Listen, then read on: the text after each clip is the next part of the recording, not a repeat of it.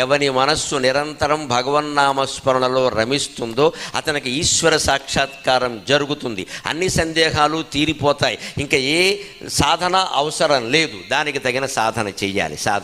మనం ఇంట్లో ఉండే కృష్ణుడు బొమ్మ మన కళ్ళ ఎదురుగా శ్రీకృష్ణుడిగా మారుతుందమ్మా, సందేహమే లేదు. మనం ప్రయత్నం చేయాలి.